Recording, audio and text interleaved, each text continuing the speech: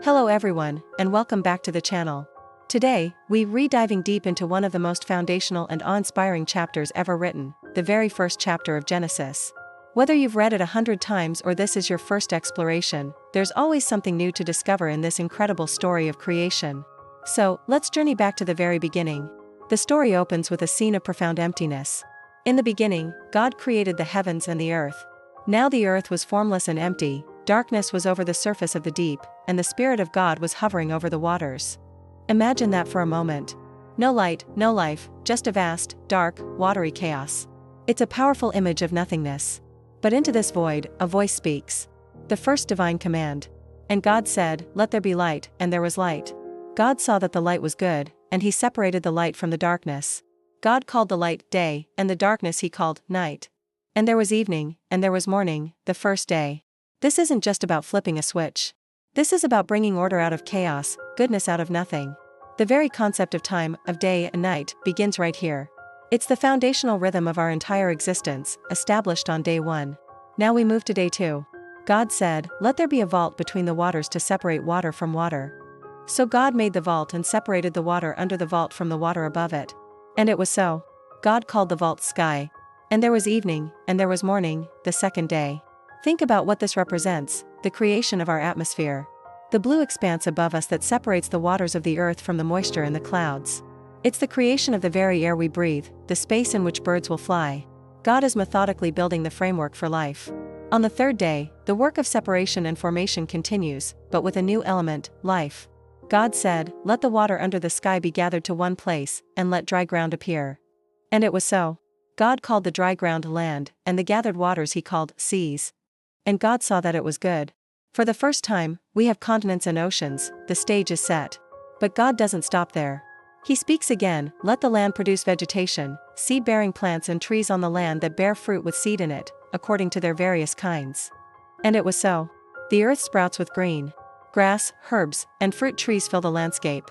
Not just life, but self-sustaining life, with the ability to reproduce through seeds. The world is becoming vibrant and full. Day 4 brings us to the cosmos.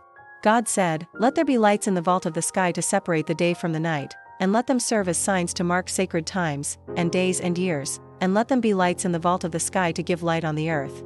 And it was so. God made 2 great lights, the greater light to govern the day and the lesser light to govern the night. He also made the stars. God set them in the sky to give light, to govern the day and the night, and to separate light from darkness. And God saw that it was good. And there was evening, and there was morning, the 4th day. The sun, moon, and stars aren't just for light, they are celestial timekeepers, marking seasons and years, giving a rhythm to life on a grander scale. With the environment beautifully set, day 5 is an explosion of life in the water and the air. God said, "Let the water teem with living creatures, and let birds fly above the earth across the vault of the sky." So God created the great creatures of the sea and every living thing with which the water teems, and every winged bird according to its kind. And God saw that it was good. God blessed them and said, "Be fruitful and increase in number and fill the water in the seas, and let the birds increase on the earth." And there was evening, and there was morning, the 5th day. The silence is broken.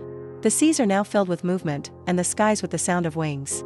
And for the first time, God speaks a blessing directly to his creation, commanding them to flourish and multiply.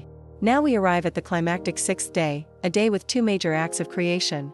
First, God said, "Let the land produce living creatures according to their kinds, the livestock, the creatures that move along the ground, and the wild animals, each according to its kind." And it was so. The land, which was filled with plants on day 3, is now populated with animals of all shapes and sizes. The ecosystem is almost complete. But the masterpiece is yet to come.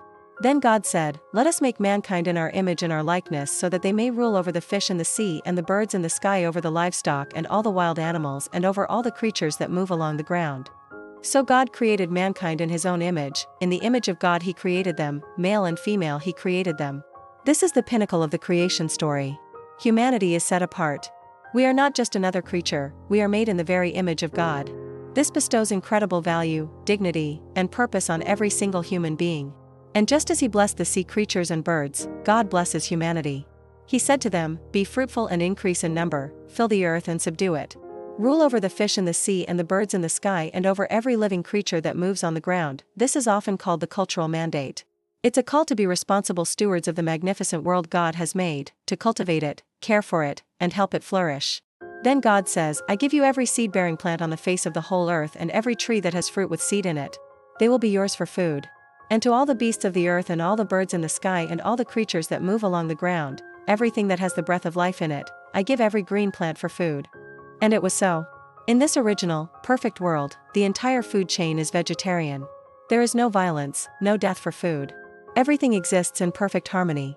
The chapter concludes with God's final assessment of his work. God saw all that he had made, and it was very good.